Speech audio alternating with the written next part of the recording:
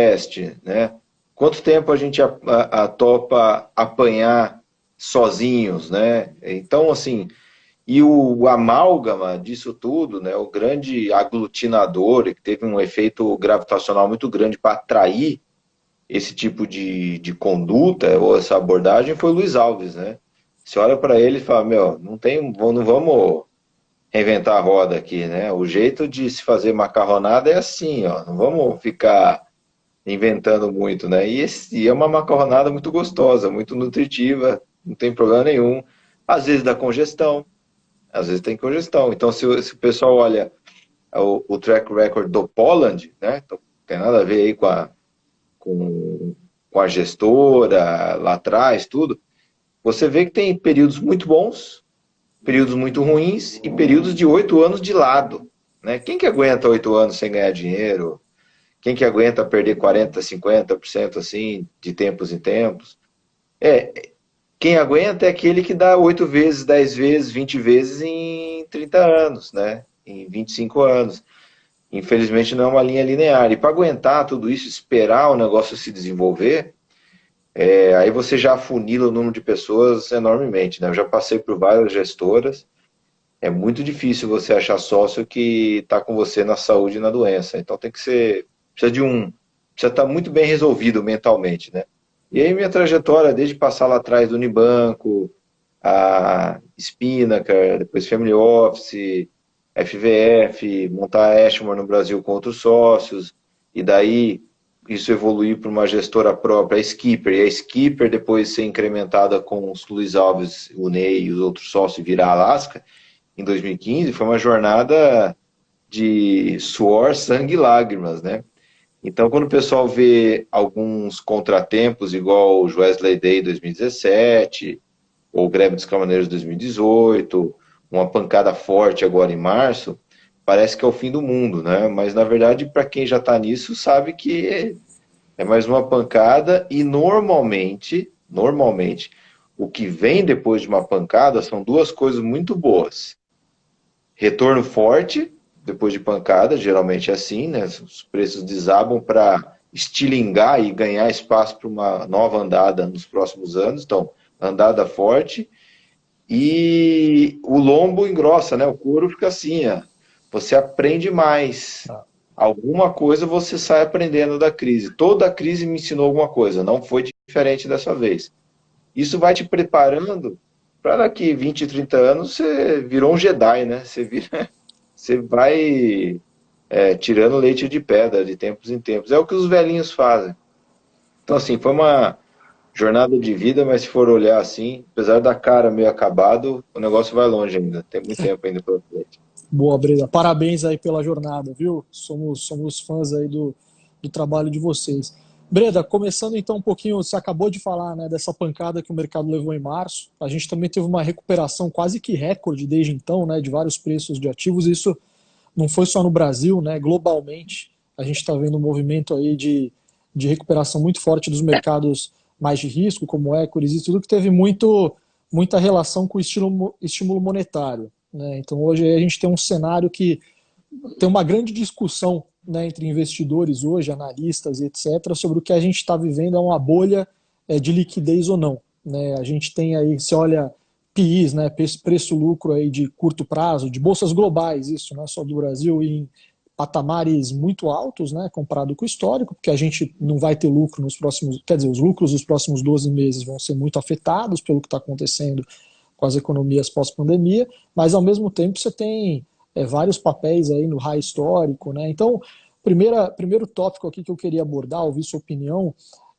primeiro, a gente está numa bolha aí de liquidez, os mercados globais aí, e aí falando um pouquinho de Brasil, tem espaço para continuar andando, tem espaço para esse bull market aí recente continuar se concretizando nos próximos meses? Então, esse assunto, ele é difícil você responder numa tacada só, né? Você não consegue falar assim, olha, é bolha. Ou falar assim, ó, não tem bolha nenhuma. Muito difícil você se posicionar desses dois jeitos. Então, o que eu fiz no meu lado? Você vai esmiuçando os números, vai quebrando os números para tentar entender mesmo. Então, não vou nem falar de Brasil, vamos falar do lado de fora. O Brasil aqui está mais fácil. Aliás, Brasil, eu falo bem mais rápido. Brasil está 13 vezes lucro olhando os próximos 12 meses e está longe de ser bolha. É praticamente a nossa média. Praticamente a Legal. nossa média. E sabendo que, e a gente sabe que o lucro dos próximos 12 meses é um lucro baixinho, perto do potencial de lucro das empresas que a gente tem. Então, no Brasil, tem a discussão de que dá para ter aumento de múltiplo, dado o custo de capital mais baixo, e com certeza o lucro está em base deprimida. É só você ver o potencial de lucro é muito grande. E quem está gerando esse lucro dentro das empresas, que são os consumidores, as pessoas, a população consumindo, tomando crédito, dá para imaginar o quão machucada está essa população e o quanto mais elas podem consumir no futuro e tal. Então aqui não tem muita discussão. Mas vamos olhar S&P. S&P ele está se complicando. O S&P está ficando estranho versus o S&P de antigamente. Então, se eu olhava o S&P de antigamente, década de 70, 80, aí eu estou fazendo afirmações assim, difícil de você ficar provando, mas vamos ver se o pessoal aceita e depois tenta comprovar. Se você olhava a composição do S&P no passado, ele refletia muito mais a proporção meio que quase que exata da economia americana, como que era o breakdown da economia americana. Então você tinha GE, pô, a GE está, né, tá presente no país inteiro, você tem de fogão até turbina de avião. Você tinha a Walmart, Xerox, Caterpillar, tem um monte de empresas que mais ou menos refletem a mesma proporção do que é consumo, do que é setor financeiro, do que é varejo na economia americana. Teve uma tentativa de descasamento no final da década de 90. Quando começou a surgir AOL, Netscape, Yahoo, e isso começou a dominar os pesos do S&P, ali foi bolha. Porque Yahoo valia bilhões e não dava nada de dinheiro. AOL, não já esqueceu o que é, Netscape, lixo. Então teve um monte de coisa ali, que ali foi bolha. E aquilo contaminou outros papéis. A Coca-Cola ficou 51 vezes lucro na década de 90. E aí, Impressionante. quando estourou a bolha da internet, teve uma entrevista ou uma carta do Buffett em 2004, onde ele pediu desculpas por não ter vendido a Coca-Cola a 51 vezes lucro, porque aquilo foi contra o que ele acha o correto. Então, assim, a Coca-Cola chegou a 51 vezes lucro. Aquilo foi bolha. Quando a gente olha hoje a composição do S&P, tem esses gráficos agora de pizza que o pessoal está pegando, né? Se você pega o que é a Apple, Microsoft, Amazon, Netflix, Facebook, Facebook, Google. acho que mais Google. Se você pega isso daí, dá quase metade do S&P. A ordem de grandeza disso. E não sei se é 40%, 45%, alguma coisa assim. É uma parte muito grande do S&P. E é meio estranho você falar que isso daí é meio que metade da economia americana. Acho que é meio exagerado. Isso acho que a economia americana é gigantesca quando vai falar que isso é metade da economia americana.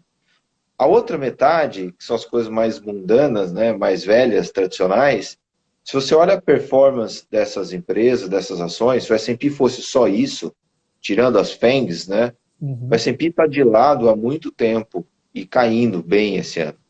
Então essa força do S&P está vindo dessa primeira metade. Apple, Facebook, Amazon, Netflix, Google e tal. Bom, beleza, então vamos olhar elas. Será que elas são bolhas? Quando a gente olha o múltiplo de lucro da Apple, do Google, da Amazon, para mim está ok. Não dá para falar que é bolha. Estão gerando um lucro gigante, lucro que existe mesmo. Aí você fala, pô, mas por que a economia americana e esses caras não tá, né, não tá tão conexo? Pô, o Google fatura no mundo inteiro, né? Não fatura só nos Estados Unidos. A Amazon, mesma coisa. Microsoft, mesma coisa. Então, assim, tem muito lucro líquido sendo sugado do mundo e sendo jogado para o índice americano. E quando você compara aquilo com a economia americana, nem a pizza está errada e tem muito lucro vindo de fora, e não só dos Estados Unidos. Então, por isso que essas comparações de PIB americano com o S&P está ficando mais estranho, mais difícil. Tem lucro vindo de fora e a pizza está se deformando, não está refletindo a realidade da economia americana. Mas quando você faz o breakdown nome a nome, eu não consigo falar que é bolha. Tem Perfeito. múltiplos que são razoáveis. Você pode achar que está um pouco caro, eu não pagaria esse múltiplo na Amazon. Mas a Amazon hoje, o múltiplo dela, da Amazon, é 2/3 do múltiplo que era a Coca-Cola na década de 90. Então, Perfeito. assim, aí indo para os extremos, você acha que é bolha ou não é bolha? Eu acho que não é bolha. Aí a gente pode discutir. Pô, mas a recuperação está muito rápida. Ah, tudo bem, então vamos ver o outro lado da moeda. A queda também foi muito rápida. Sim, Era para cair tudo aquilo? Então, assim, tudo vai ficar muito mais claro daqui a um tempo, né, Bibica? A gente vai perfeito. olhar para trás e vai olhar assim, ah, entendi. Mas hoje, com a informação que a gente tem na mão hoje, eu acho que lá é simplesmente um índice que está um pouco caro, ok? Mas se você for comparar o rendimento do S&P, tanto em múltiplo invertido ou em dividend yield, e você compara com os treasuries, parece que não está É. caro. Esse é outro ponto, né? Tem uma liquidez global, os juros estão em patamares mínimos históricos, né? Assim, e tem uma liquidez global. Até estava vendo um gráfico interessante, depois eu te mando e até posto aqui também, do market cap do MSCI global comparado com o estoque de base monetária, traduzido por M2, né, no mundo. Anda junto.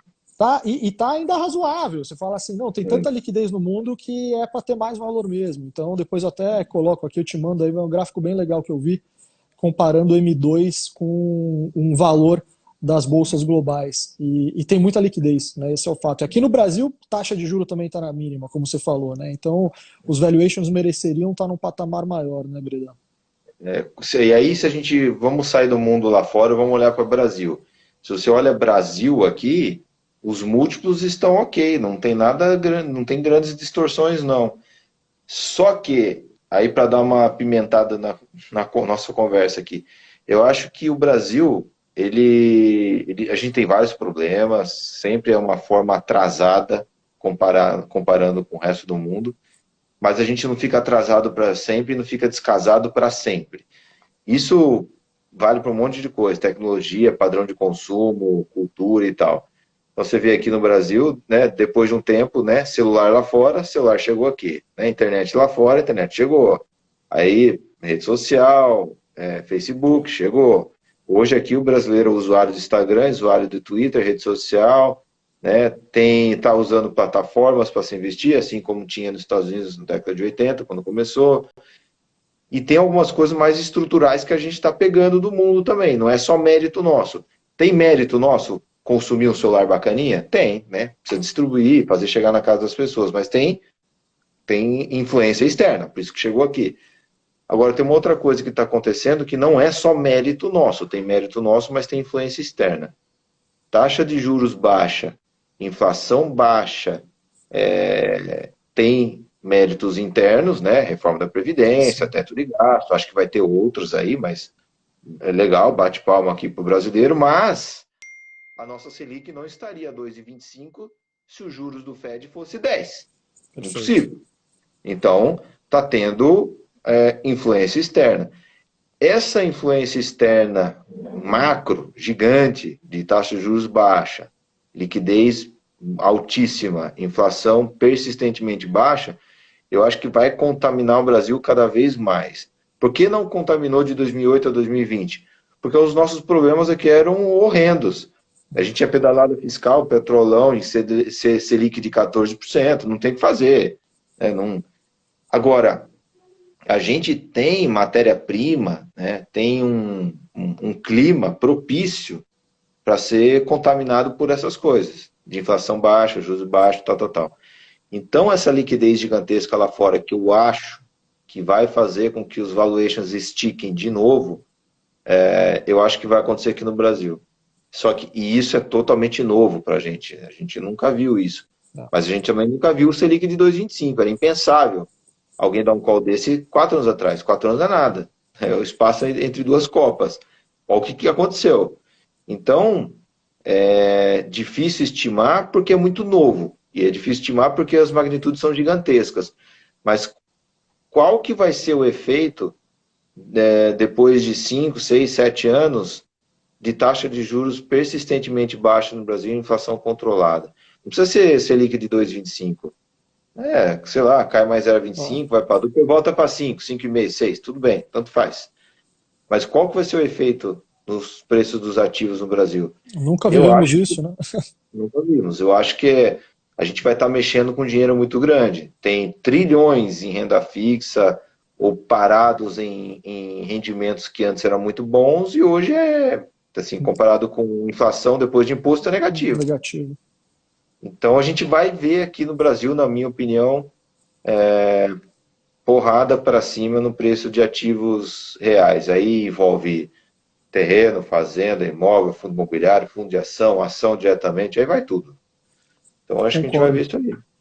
Concordo totalmente, Breda. Minuto investido, conhecimento compartilhado.